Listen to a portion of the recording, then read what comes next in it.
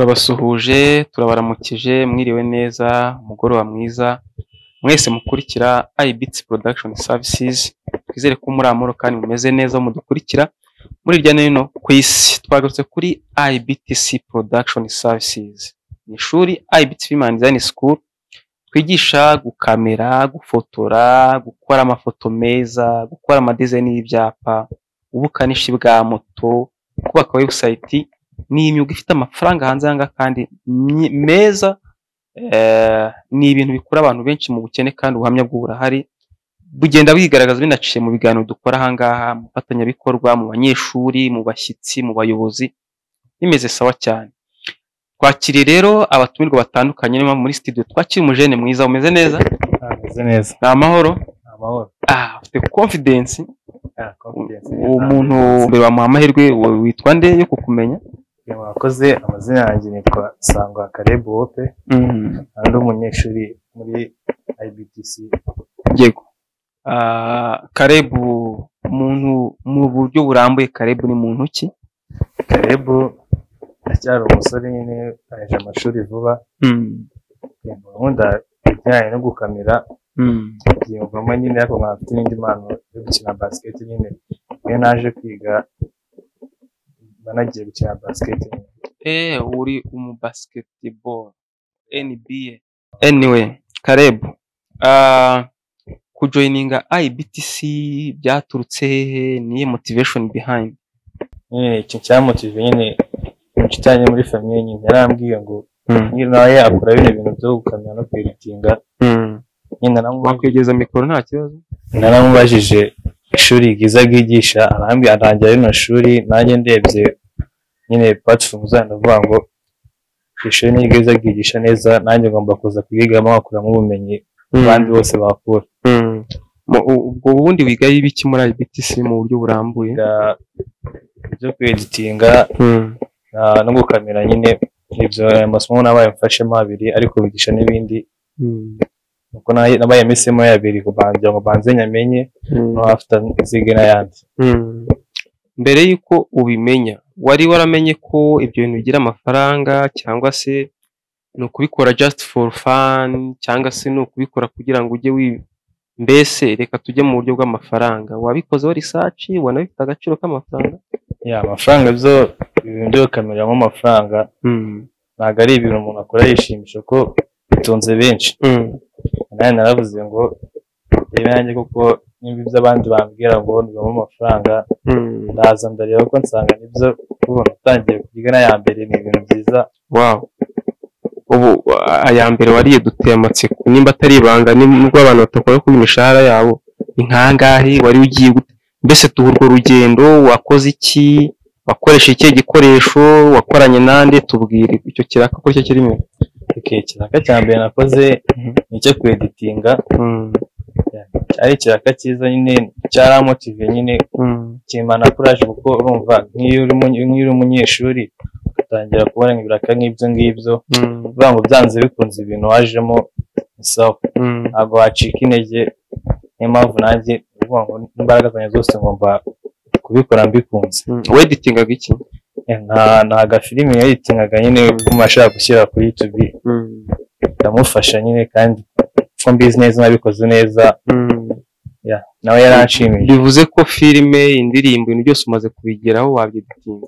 Ku bushobozi bamaye nabishobora. Ikintu nibaza, ugera ku ishuri, abarimu, ishuri uburyo ribayeho, ibikoresho, environment yaho, nabyo dusangiza bimeze gute? Ishuri rifite ibikoresho byo birahari, abarimu b'inzobere barakwigisha ikantu kose. Ishuri ryiza ko bafite abarimu ari professional, barakwigisha ngo ifata nk'akazi, ahubwo nayo ni umwuga kuko iyo waganye niyo urangije kwiga murakomeza mugakorana, wabona ikiraka ukababwira mugakorana, nabo bakibona mugakorana. Mu ishuri ryiza niyo urangije kuryigamo nyine bamenye bikinga neza ko ibyo wakuye ugiye kwibyaza umusaruro nyine. Ubundi bwo muri makeya iyo uvuze ngo mwiga kamera, mwigamo ibiki? Mu gukamera habamo ibiki? sa nubwira umuntu wenda nk'umunyeshuri cyangwa se umuntu ugukurikiye mwigishe gukamera, habamo ibiki, mwiga ibiki, bigenda gute? gukamera harimo amasomo menshi ariko nyine ngiye kubabwira muri make nyine harimo nka kamera setting nyine ku bigo baguhaye kamera bitewe n'ahantu uri washobora kuyisetinga kugira ngo ubone ishusho ryiza nyine. Kumva ntabwo ko ibindi ni byinshi ntabwo yavuga ngo mbirangize. Ubwo wizemo kamera setting n'ibindi bitandukanye. Kamera igira amasomo menshi. Hanyuma tubwire Karebu wo muri 2025 mu bijyanye na industry ya filmmaking cyangwa se video production, gufata amavideo no kuyeditinga, ni izihe ntumbero zawe ufite mu myaka nk'itanu wenda iri imbere? Uzaba ugeze kuki? Eske uzabyiga ibintu ugenda ubiryamishe? Ufitiye ntumbero? Uzarenga urwego rwa Afurika? Uzabikorera mu Rwanda? Uzakora ubukwe gusa? Nyine hari igihe umuntu afite vision nizi. Numva ibyo ntabwo ari ibintu umuntu yakwiga ngo agenda aryame ariko gusa no amafaranga bibaye byiza nyine wenda nasinya na studio ku bigo bibaye byiza nyine nka yene mu Rwanda nyine abantu benshi baba bakeneye abakamera abayeditinga. Numva nk'abahanzi ntiyakeneye indirimbo babanzamo process yo kwirecordinga no gufata amashusho n'ibyo kuditinga nyine. Urumva bibaye byiza kandi kumva n'abandi muri level nyine ako bana mu Rwanda gusa nambuka njya no mu bindi bihugu bye byaba byiza. Niki kintu wabwira umuntu wenda ukurikiye nk'umubyeyi ufite nk'umwana? Hari igihe ababyeyi bagira confusion cyangwa se no kutumvikana, umwana wenda agashaka kujya kwiga nk'ibyo gukamera no gufotora, nababwiye ati genda iby'ibirara cyangwa gukora filme, ahubwo ahubwo wajya mu misatsi. Nye defanda nk'umwuga wize, sa n'utera motivation umuntu wese. Kuki umuntu atajya kwiga gukora imisatsi cyangwa gusudira cyangwa kubaka akaza kwiga gukamera? Mpamvu nabyo ngo baze gukamera ni ibintu y'amafaranga nk'umuryango nyine. Urumva nkije kwiga ibintu byo gukamera bakora n'ubundi bumenyi. Rero njye icyo nabwira ababyeyi ntabwo ari ibintu by'ibirara, kuko umwana araza agafata inyigisho ze ahantu ahurira n'ibyo bintu kuvuga ngo agiye mu rugomo hapi. Ni isomo ntabwo ari isomo nyine, kuko iyo ubigiyemo business yagutse nyine. Urumva ugira opportunity yo kubona yo guhura n'abantu benshi bakomeye, kuba wajya gufotora nk'abo bayobozi. Ntabwo ari ibintu uvuga ngo ni iby'ibirara. Ngo wagira ikintu ubwira abajene baragukurikiye, ubabwire imbamutima zawe, ubashishikarize ibyo bintu umwuga wize uko bimeze, uko uryoshye, n'icyo byabasaba umuntu wenda tugaruke mu bindi nkubazi tunasoza. Icyo nababwira nyine babwire barakureba hara muri kamera. Icyo nababwira ni ukuza bakaganirira ishuri kuko bifite ibikoresho, bifite abarimu beza. Icyo nababwira ni ukuza bakatugana kuko ibintu byo gukameramo amafaranga ntabwo wazicwa n'ubukene wiga warize gufotora. Icyo nababwira ni uko nawe uyu mwuga wumva abikunze, ishuri ni IBTC yaza akabagana nyine bakamufasha. Nyuma y'amezi make yabatangiye kubona umusaruro. Kurumva nimba uri kwiga uburyo wabona n'akazi ni ibintu byiza. Ko urumva nimba watangiye kwiga wenda for example nk'ituyano kure urumva ukabona ako kazi, ntabwo transport ubwira mu rugo ngo nshaka amafaranga ya moto wapi. Ubwo nawe uba watangiye gukorera amafaranga, nawe uragira ukajya ugira utubazo twatangira kwikemura nyine kuri ubwo bumenyi burimo urakora nka kwa IBTC. Karebu watubwiye ko ufite indi passion yo gukina basket. Ese ibyo bintu bihuza gute? Uzabihuza gute? Ugize kariyeri ebyiri, basket na video production cyangwa se filmmaking muri rusange, ubihuza gute? Cyangwa se nta kizaryamira ikindi ukabona wenda muri basket uratumbagiye ugire muri NBA, filmmaking yo muri Hollywood cyangwa se n'ahandi bigiye hasi, kandi wenda uri kuzakora muri Canal? Duhuriza ibyo bintu bibiri. Icyo nababwira nyine zose bwa amasaha yenda kuva mu gitondo kugera nko mu masaha 9 ndabandi gukurikirana bino bintu byo gukamera. Nande nimugoroba ujye gufata indi myitozo kuri basket bose bikunze ntabwo byaba ari bibi urumva umuntu aba akeneye kugera kure ubu nyine umukinnyi wese ukina basket inzozi ze aba ari ukujya muri ya shampiyona NBA muri Amerika kuko niyo shampiyona irenze ku isi urumva nayo nyigiyemo ntabwo byaba ko binanze byo kameze gakunda nta kibazo w'amahirwe yazankundira nazakomeza ibyo ngibyo ubundi si ubwo nko muri basket intumbero zayo ni izihe cyangwa se ufitiye target yo muri makeya nyine muri basket nakuze nkunda gukina football ariko naje kwiga muri internet nyine nkasaga aho ngiye kwiga ntabwo bikunze kwikomeza nkajya gukina basket ntabwo igoye iminsi ngayo waba utangiye nyine iyo uyikunze ugenda nyine ugenda ufata ubundi bumenyi nyine yewe basket ndayikunda nimba numva binabaye byiza nyine nazayikomeza bikagera kure nyine hobby yawe kuko basket ni passion na filmmaking ni umwuga nka passion hobby noneho iyo utari gukina basket iyo utari mu ishuri cyangwa mu tundi tuntu ukora dusanzwe ni iki kintu kigushimisha ni iki kintu uruhuka gute yanjye muri make ndi kuruhuka nkunda kureba filime cyane filime kandi uzireba uzihuza n'ibyo wize n'uburyo filmage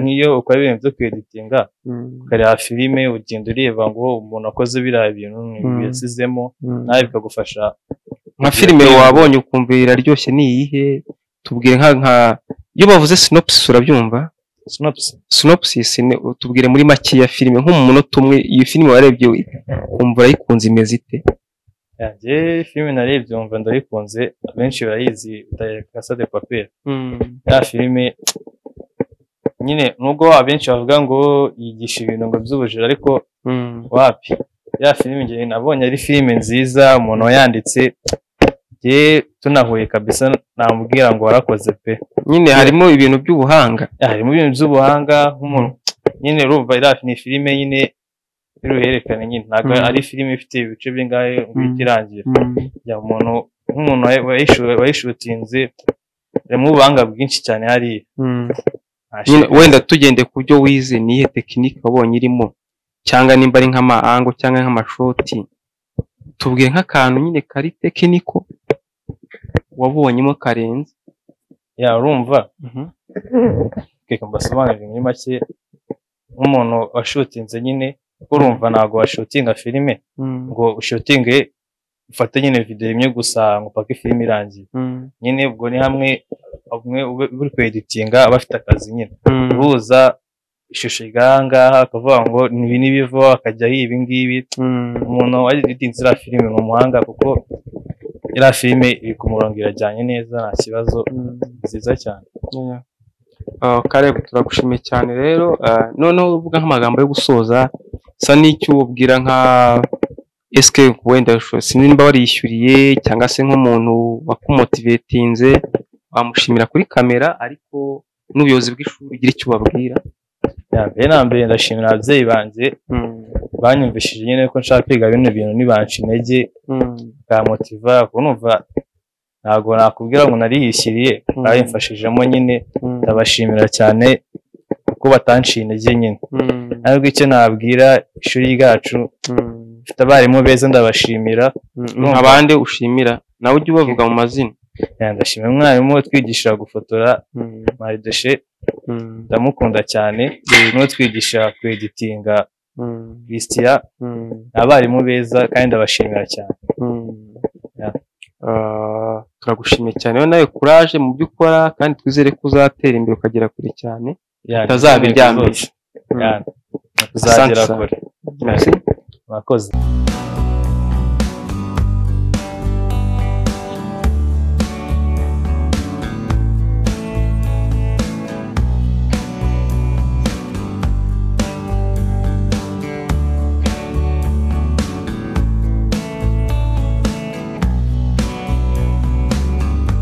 ese we ba basore bawe babona akazi bakirangiza umwe mukuru atukanshakira amafaranga ngacuruza ngayo murumuna we ati njye nyihera make njye muri IBTC kwiga film making.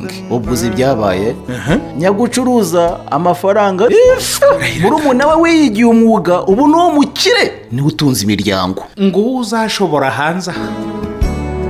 IBTC Film School ni kwa Rubangura muri etaje ya 4 mu muryango 406.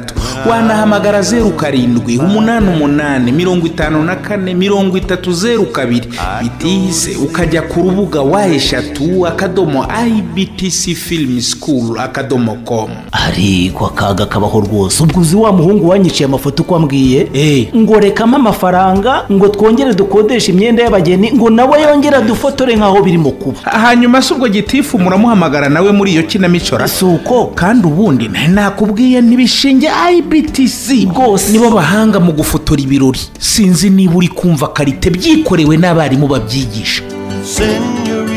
IBTC uyu ni wa mwarimu usobanutse ku mashusho bigashimangirwa n'abo yareze bahagaze neza ku isoko ry'umurimo.